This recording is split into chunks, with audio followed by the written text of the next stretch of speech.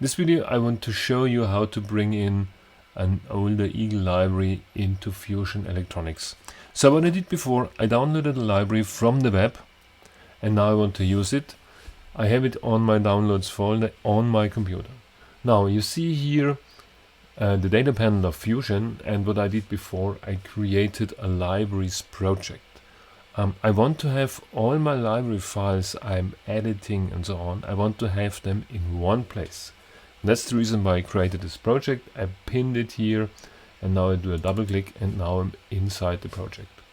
There is also a 3D models folder for 3D models, so I want to have a separate folder for this. Now I simply click upload,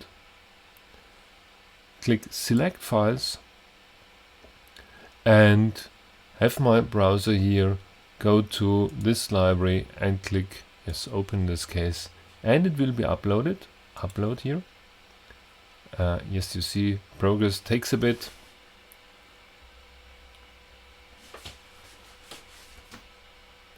Now it's complete.